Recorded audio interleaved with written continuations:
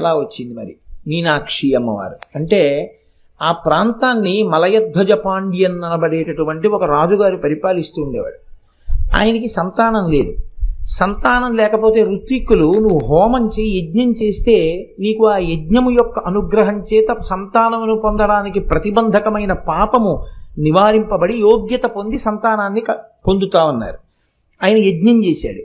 యజ్ఞం చేస్తే యజ్ఞంలోంచి ఒక ఆడపిల్ల పైకొచ్చి తండ్రి అని పిలిచి ఆయన దగ్గరికి వచ్చింది. ఆయన సంతోషించి ఆ పిల్లని ఎత్తుకున్నాడు. కానీ ఆ పిల్ల పుడుతూనే 3 స్తన్యములతో పుట్టింది. ఆయన చాలా బెంగ పెట్టుకున్నాడు. ఇదేమిటి ఆడపిల్ల ఇంత వికారంగా 3 స్తన్యములతో ఉంటే లోకంలో ఎవరు ఈమెని భార్యగా స్వీకరిస్తారు అని. ఇప్పుడు అశరీరవాణి పలికింది. ఈమె 3 స్తన్యములతో పుట్టడానికి కారణం ఈమెకి భర్త ఎవరో నువ్వు నిర్ణయించలేవు సుమా అని చెప్పడానికి. ఈమె ఏ పురుషుణ్ణి చూసినప్పుడు ఈమె 3 స్తనములలో ఒక స్తనము అదృశ్యమై 2 స్తనములు మిగులుతాయో ఆ పురుషుడే ఈమె భర్త. అమ్మవారు ఏ రూపాన్ని పొందినా ఏ అవతారాన్ని పొందినా ఆవిడ మాత్రం ఎప్పుడూ పరమశివుడికే ఇల్లాలి. కాబట్టి మలయధ్వజ పాండ్యన్ ఇప్పుడు ఆ పుట్టినటువంటి కూతుర్ని కొడుకుల్లా పెంచాడు. కొడుకులు లేరు కాబట్టి యుద్ధ విద్య నేర్పాడు, విలి విద్య నేర్పాడు, పట్టాభిషేకం చేశాడు. ఆమె రాజ్య పరిపాలన చేశాడు. రాజ్య పరిపాలన చేసింది, ఆమెకి వివాహం కాలేదు. చాలా కాలం అయిన తర్వాత ఆ తల్లి ఒకనొకనాడు కైలాసానికి వెళ్ళింది. కైలాసానికి వెళితే పూర్వం యోగశక్తితో వెళ్ళారు. వెళ్ళినటువంటి వాళ్ళు ఎందరో ఉన్నారు మహానుభావులు. అలా వెళ్ళింది ఆ తల్లి. వెడితే అక్కడ 3 స్తనములతో ఉన్నటువంటి అమ్మవారికి పరమశివ దర్శనం అవగానే 2 స్తనములే ఉన్నాయి, ఒక స్తనం అదృశ్యమైంది. కనుక నాకు పరమశివుడే భర్త అని ఆమె పరమశివుణ్ణి ఆహ్వానించి భూమండలం మీదకి తీసుకొచ్చింది. అమ్మవారి అనుగ్రహం వల్ల కదండి సర్వేశ్వరుడు మనకి దక్కింది. అసలు లేకపోతే తనలో తాను రమిస్తూ కూర్చుంటాడు ఎక్కడో. తీసుకొచ్చి అమ్మవారిని కూడా ఆనందింపచేయగలిగిన మోహనాకారము కలిగిన వాడు కాబట్టి సుందరేశ్వరుడు అన్న పేరుతో వచ్చి అక్కడ వెలిశాడు. ఆమె సుందరేశ్వరుడి భార్యగా మీనాక్షి అన్న పేరుతో అమ్మవారు అక్కడ వెలిసింది. వాళ్ళకి ఒక కొడుకు కూడా పుట్టాడు. ఆయన సుబ్రహ్మణ్యుని యొక్క అంశ అంటారు. స్కందాంశలో పుట్టినటువంటి వాడు ఉగ్రపాండ్యన్ అని. ఆయన కొంతకాలం ఆ పాండ్యరాజ్యాన్ని పరిపాలించాడు ద్రవిడ దేశంలో.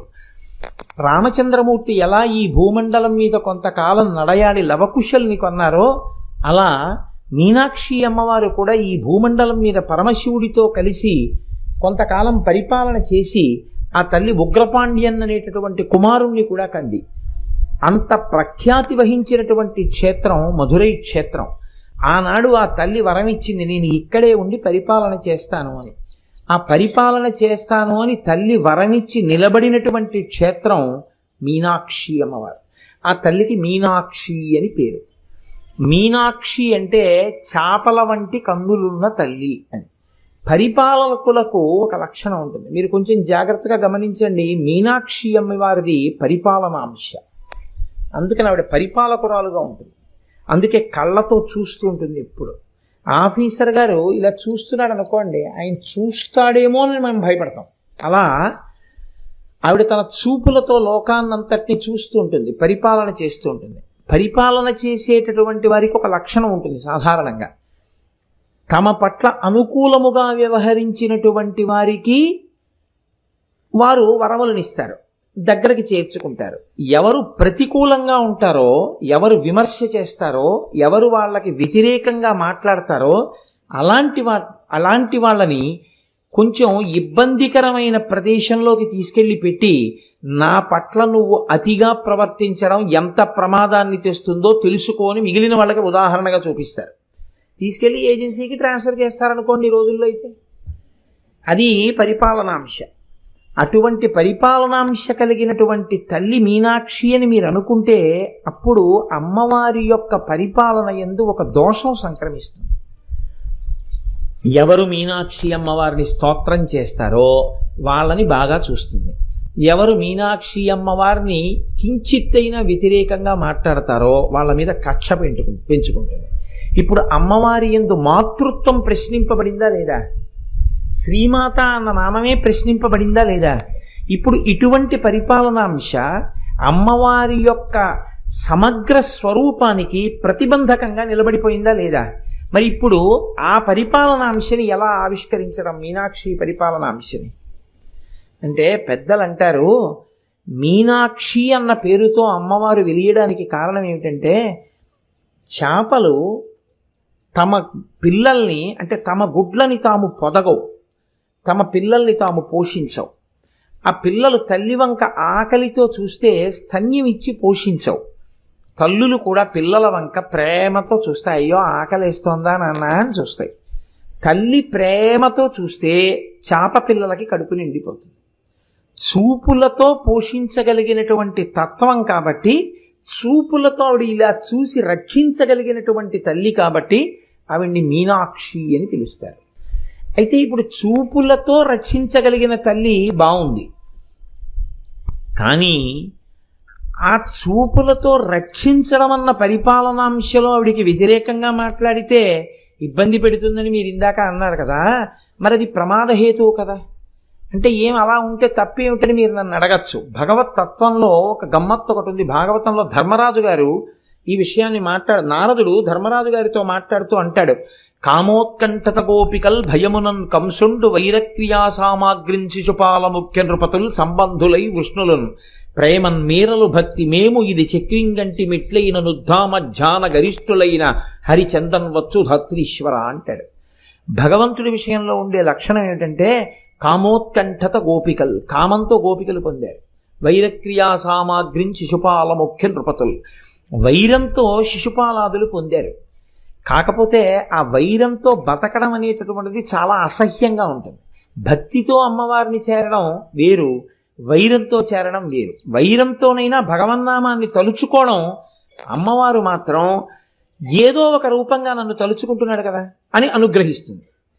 అలా అనుగ్రహించింది అనుకోండి, అప్పుడు పరిపాలన యందు వైరం చూసే లక్షణం లేదు.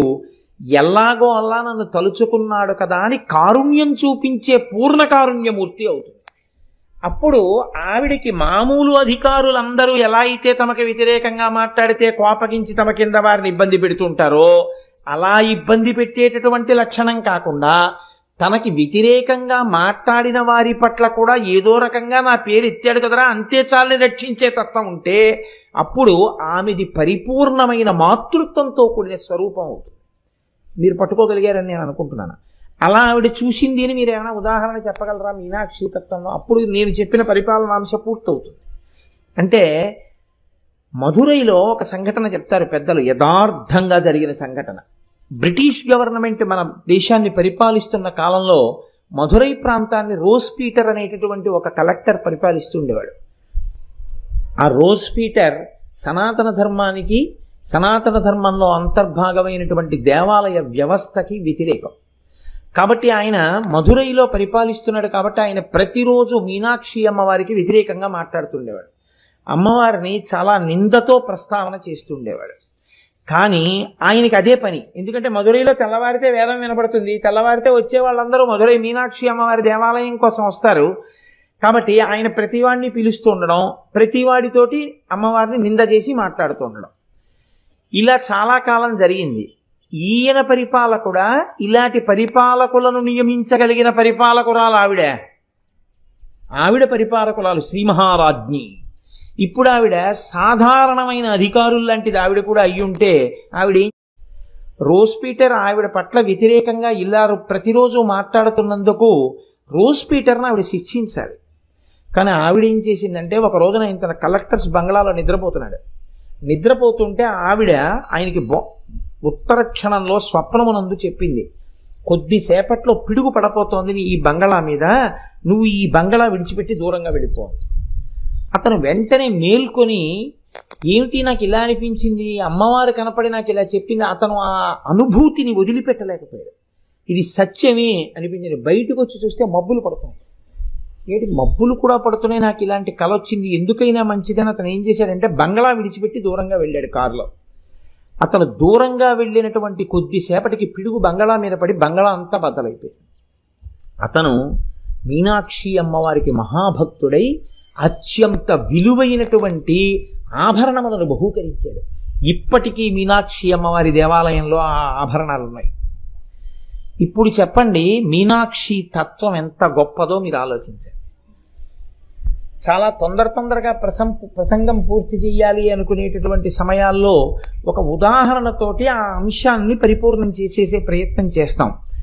కేవలం పరిపాలకురాలుగా తనకి వ్యతిరేకంగా ఉన్న వాళ్ళని శిక్షించే స్వరూపమా, ఒక్కసారి నిందించడానికైనా సరే ఆ మీనాక్షి అమ్మవారి పేరు పలికినంత మాత్రాన రక్షించేటటువంటి కారుణ్యమూర్తి ఆవిడ. అందుకే మీనాక్షి అమ్మవారి స్వరూపాన్ని అంత గొప్ప స్వరూపంగా చెప్తారు. అందున నేను మీతో మనవి చేసి ఉన్నాను, అది బ్రహ్మానందాన్ని ఇచ్చేటటువంటి బ్రహ్మరంధ్ర ప్రాంతం సహస్రారం. అంత గొప్ప స్థానం, అంత గొప్ప మూర్తి మీనాక్షి అమ్మవారు. అటువంటి మీనాక్షి అమ్మవారు అంత గొప్ప తల్లి కదా. ఆ తల్లి ఎంత గొప్పదో మీకు మధురై క్షేత్రంలో ఉన్నటువంటి ఒక మూర్తి చెప్పేస్తుందండి. ఇప్పటికీ మధురై క్షేత్రంలో ఒక మంటపంలో 7 రాణులతో కూడినటువంటి ఒక రాజుగారి యొక్క విగ్రహం ఉంటుంది గోడ మీద. దాన్ని తిరుమల నాయకర్ మూర్తి అంటారు. తిరుమల నాయకర్ అని ఆ ప్రాంతాన్ని పరిపాలన చేసిన రాజు 7 రాణులతో కలిసి తన విగ్రహాన్ని చెక్కించుకున్నాడు. రాజు విగ్రహం చెక్కాడు శిల్పి, మిగిలిన 6 రాణుల యొక్క విగ్రహాల్ని చెక్కాడు.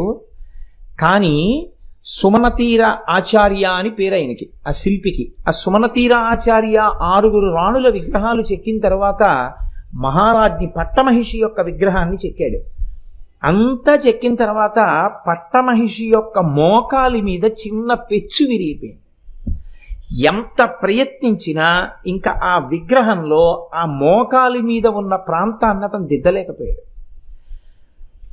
రాజుగారు దేవాలయంలోకి వచ్చి ఆ విగ్రహాలు తయారయ్యాయని చూసే సమయం దగ్గరికి వచ్చింది. అతను భయపడిపోయాడు. ఏడుస్తూ మధుర మీనాక్షి అమ్మవారికి అత్యంత ప్రీతిపాత్రుడు, అమ్మవారిని నిరంతరం ధ్యానంలో దర్శించగలిగినటువంటి శక్తి ఉన్నవాడు, అంతటి మహానుభావుడు, త్రికాలవేది, మహాభక్తుడు, అమ్మవారి స్తోత్రములను విశేషంగా చేసినటువంటి వారు. ఆ రాజుగారి మంత్రి, తిరుమల నాయకర్ మంత్రి నీలకంఠ దీక్షితులను ఉన్నారు.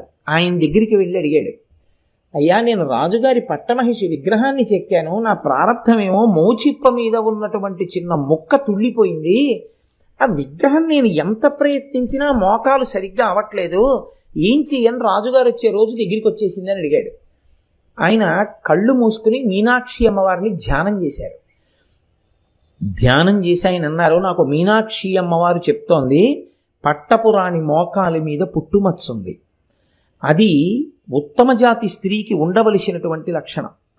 ఆ మోకాలి మీద పుట్టుమచ్చ ఉన్న కారణం చేత అమ్మవారి గుళ్ళో పెట్టవలసిన మూర్తి కాబట్టి పట్టపురాణి యొక్క మోకాలు మీద అందుకే మచ్చ పడినట్టుగా పెచ్చు విరిగిపోయింది, అందుకని సరవట్లేదు, నువ్వు అలాగే ఆ మూర్తిని అక్కడ పెట్టేసేయండి. మహారాణిని అక్కడ పెట్టేశాడు. రాజుగారు చూడ్డానికి వచ్చారు. వచ్చి మిగిలినవి మామూలుగా చూశాడు. తన విగ్రహం తన రాణుల విగ్రహం కాబట్టి బాగా పరికించి చూసి అందులో పట్టపురాణి విగ్రహాన్ని పరికించి చూశాడు. మోచిప్ప మీద అలా ఎందుకుంది అని అడిగాడు శిల్పిని. అమ్మగారి మోచిప్ప మీద పుట్టుమచ్చుంది అని చెప్తే తల తెగిపోతుంది. అందుకని ఆయన భయపడి ఈ మాట చెప్పలేక రాజుగారితోటి, నీలకంఠ దీక్షితుల వారు నాతో ఈ మాట చెప్పారు, పట్టపురాణి గారి మోకాలు మీద పుట్టుమచ్చుందని, అందుకని అలా చెక్కానని. వెంటనే రాజు ఇంటికి వెళ్ళిపోయాడు. ఇది నీలకంఠ దీక్షితుల వారికి తెలియదు. ఆయన ఇంట్లో పూజ చేస్తున్నారు మీనాక్షి అమ్మవారికి. ఆయన ధ్యానమునందు లోపల అనుభవిస్తూ ఉండేవారు ఆ తల్లి యొక్క దర్శనాన్ని. నీరాజనం ఇచ్చేటటువంటి సమయం వచ్చింది. రాజు అంతఃపురానికి వెళ్ళి భటుల్ని పిలిచి ఉత్తర క్షణంలో మంత్రిని బంధించి తీసుకురండి అన్నారు. భటులు వెళ్ళి మిమ్మల్ని బంధించి తీసుకురమ్మన్నారు రాజుగారు, కబురు వచ్చిందన్నారు. ఈ మాట పూజామందిరంలో ఉన్నటువంటి నీలకంఠ దీక్షితుల వారికి చెప్పారు. ఆయన, నేను మంత్రిని, రాజు నన్ను బంధించమని ఎందుకంటాడు అని అంతర్ముఖులై చూశారు. తను పట్టపురాణి మోకాలి మీద పుట్టుమచ్చ ఉందన్న విషయాన్ని చూశాడన్న దుగ్ధ రాజులో బయలుదేరింది. ఏ కన్నులతో చూశాడో ఆ కళ్ళు కాల్చెయ్యాలని పిలిపించాడు. కాబట్టి ఆయన అనుకున్నారు, నేను ఎలా చూశానో రాజు చెప్పినా నమ్మలేడు, ఎందుకంటే ఇప్పుడు కళ్ళు మూసుకుపోయి ఉన్నాడు. రాజు శిక్ష వేసే కన్నా నేను అమ్మవారి అనుగ్రహంగా శిక్ష అనుభవిస్తానని నీరాజనమిస్తున్నటువంటి కర్పూరాన్ని తీసి తన కనురెప్పల మీద పెట్టుకున్నాడు. ఆయనకి చల్లగా అనిపించింది, కానీ ఆయన 2 నేత్రాలు కాలిపోయాయి. కాలిపోయిన తర్వాత ఆయన బయటికి వచ్చి భటులతో అన్నారు, రాజు ఏం చేద్దామని నన్ను పిలిచాడో అది నేనే చేసేసుకున్నానని చెప్పండి, నా కళ్ళు కాలిపోయాయని చెప్పారు. వీళ్ళు వెళ్ళి రాజుగారితో చెప్పారు. రాజు తల్లడిల్లిపోయాడు. అప్పటికంటే కోపం వచ్చింది, కానీ నేను కళ్ళు కాలుద్దామనుకున్నానన్న విషయాన్ని కూడా తెలుసుకున్నాడు అంటే ఇది ఎలా తెలుసుకున్నాడో, నా భార్య మోచిప్ప మీద పుట్టుమచ్చను అలా తెలుసుకున్నాడు తప్ప. మహానుభావుడు, మహాభక్తుడు మీనాక్షి అమ్మవారికి. ఆయన కర్మ కాలిందా తప్పు పనులు చేయడానికి? ఎంత పొరపాటు చేశానని పరిగెత్తుకుంటూ మంత్రి గారి గృహానికి వచ్చాడు.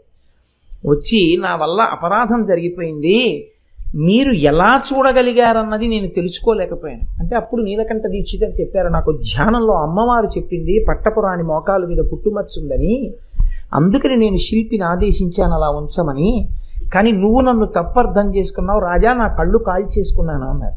అంటే రాజు మంత్రి కాళ్ళ మీద పడి, మీరు మళ్ళీ కన్నులు తెప్పించుకుని వెలుతురు చూడవలసింది, మీరు నా మాట మేరకు కళ్ళు కాల్చుకున్నారో ఆ మీరు నేను ఈ పాపంతో కాలిపోకముందే అమ్మవారిని ప్రార్థించి కన్నులు పొందండి అన్నారు. అప్పుడు ఆయన ఆనంద సాగర స్తవం చేశాడు నీలకంఠ దీక్షితుడు. ఆనంద సాగర స్తవం సగం ప్రపత్తి, సగం అమ్మవారి యొక్క వర్ణన, సౌందర్యలహరిలాగా. ఆ ఆనంద సాగర స్తవం చేసేటప్పుడు పాదాల దగ్గరికి వచ్చింది, అమ్మవారి దగ్గరికి. అప్పటి వరకు ఆయన చెప్తున్నారు, రాస్తున్నారు.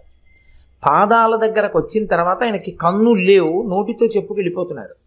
ఆయన చెప్తూ ఆ శ్లోకంలో అన్నారు, అమ్మా నీవు చాలా గొప్పదానివి, కానీ బిడ్డడు కదా అని నువ్వు నీ పాదములను తీసుకొచ్చి నా ఎదురుగుండా పెట్టి చూడు అన్నా నేను చూడలేనమ్మా, నా కళ్ళు కాలిపోయాయి అన్నారు.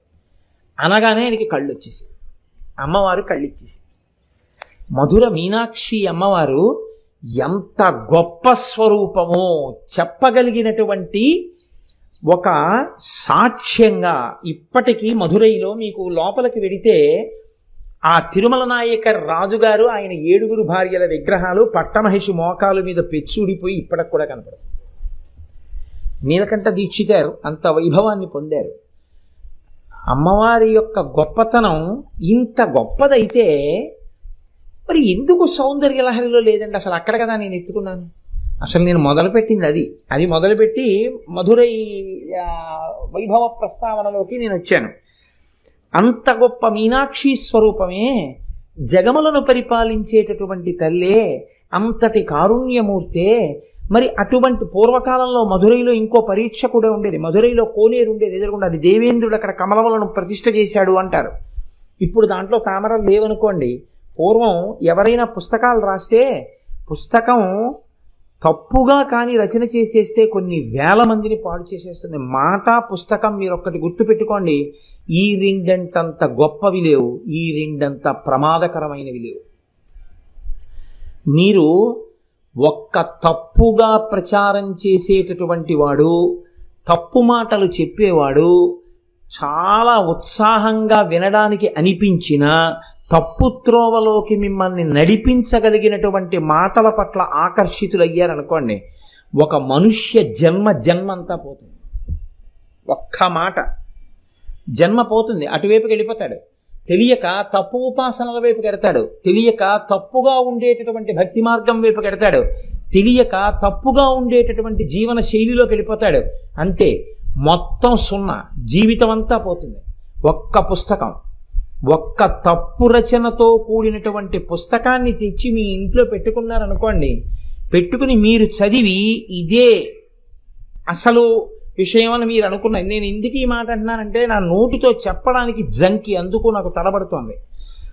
నా దగ్గరికి ముందు మాట రాయమని పుస్తకాలు పట్టుకొస్తుంటారు కొంతమంది. ఇప్పటి వరకు నేను ముందు మాట రాసిన పుస్తకాలు 1, 2 తప్ప ఏవీ లేవు. నేను ఎందుకు ఈ మాట అంటున్నానో తెలుసా? నేను ప్రాజ్ఞుణ్ణి, నేను పండితుణ్ణి, నాకు అన్నీ తెలుసన్న అహంకారంతో నేను చెప్పట్లేదు. ప్రస్ఫుటంగా ఎంత ఘోరంగా రాసేస్తున్నారంటే, మూల గ్రంథాల్లో ఉండేటటువంటి విషయం ఒకటి, ఋషులు చెప్పింది ఒకటి, పెద్దలు చెప్పింది ఒకటి, వీళ్ళ బుద్ధికి ఏది తోచిందో అది రామాయణమే కావచ్చు, అది భాగవతమే కావచ్చు, వాళ్ళకి అనవసరం. మనం రేపొద్దున ఇలా రాసేస్తే పిల్లలు చదివితే వాళ్ళ జీవితాలు ఏమైపోతాయనేటటువంటి తాపత్రయం ఎవ్వరికీ లేదు. నేను ఈ మధ్య కాలంలో ఒక పుస్తకం నా దగ్గరికి వచ్చింది. మీరు ఈ పుస్తకం చదవండి అని పట్టుకొచ్చి ఇచ్చారు. పేర్లు ఎందుకు చెప్పాలి, లేకపోతే ఇంకొక దాని సన్నివేశం ఎందుకు చెప్పాలి, చెప్తే నేను దేని గురించి చెప్పానో తెలుస్తుంది. నేను ఆ పుస్తకం చదివి ఆశ్చర్యపోయాను. అసలు రామాయణానికి సంబంధించినటువంటిది ఒక్క సత్యం అందులో లేదు. అన్నీ తప్పులే. రాముడి గురించి ఎంత దారుణంగా రాసేశారంటే అసలు నోటి వెంట ఎప్పుడు ఏ అశ్లీలమైన మాటలు రాకూడదో అంత అశ్లీలమైనటువంటి మాటలు రామాయణంలో ఉన్న పాత్రలు మాట్లాడుకుంటున్నట్టుగా రాశారు. నేను తెల్లబోయి, మీరు చదివారా రామాయణం అని అడిగాను. అంటే నేను చదివానండి అన్నాడు ఆయన. ఎక్కడ చదివారన్నాను. ఆయన ఏదో చెప్పాడు, బలనాథ్ చదివాను. అయ్యా, మీరు పుస్తకం రాయాలని నేను పుస్తకం రాశానన్న కీర్తి కావాలంటే ఎన్ని కుటుంబాలు పడిపోతాయో. రేపొద్దున్న ఈ పుస్తకం నిజం అనుకుని ఎవరో పిల్లాడు చదువుతాడో, ఓ 10th క్లాస్ పిల్లాడో, ఓ ఇంటర్మీడియట్ పిల్లాడో, రామాయణం అంటే ఇలాగే ఉంటుంది అనుకుంటాడు వాడు. రాముడు అంటే ఇలాగే మాట్లాడతాడు అనుకుంటాడు. సీతమ్మ అంటే ఇలాగే మాట్లాడుతుంది అనుకుంటాడు. వాడికి ఏం తెలుస్తుంది? ఎంతమంది తలకొట్టుకుంటే వాళ్ళకి అసలు విషయం మళ్ళీ సుబోధకం అవుతుంది. అత్యంత ప్రమాదకరం. పుస్తకాన్ని ఎవడిష్టం వచ్చినట్టు వాడు రాసి విడిచిపెట్టడం. పరమాచార్య స్వామి వారి శరీరంతో ఉన్న రోజుల్లో మహానుభావుడు గుండెలు బాదుకుని ఇచ్చారు. కుండలిని యోగం మీద పుస్తకాలు రాసేయద్దు, కుండలిని యోగాల గురించి బహిరంగ వేదికల మీద ఉపన్యాసాలు చెప్పవద్దు, అలా చెప్పకూడదు అని. మహాత్ములైన వారు వాళ్ళకి తెలుసు ఏది ఎక్కడి వరకు చెయ్యాలో, ఏది ఎంతవరకు చూడాలో. మన ఇంట్లో ఉన్నటువంటి కుటుంబ సభ్యుడే మనం ఇచ్చిన డబ్బుతోటే డాక్టర్ గారు వాడికి ఆపరేషన్ చేస్తారు. కానీ ఆపరేషన్ చేసేటప్పుడు డాక్టర్ గారు కూడా ఒక్క కాంపౌండర్నో ఒక్క నర్సునో పట్టుకుని ఆపరేషన్ థియేటర్లోకి వెళ్ళి ఆపరేషన్ చేస్తారు తప్ప, మా నాన్నగారు కదండి, మా అమ్మగారు కదండి, మేము చూస్తూ ఉండగా మీరు ఆపరేషన్ చెయ్యండి అని అడిగితే చేస్తారా? ఎంత గోప్యం పాటిస్తాడు ఒక డాక్టరు.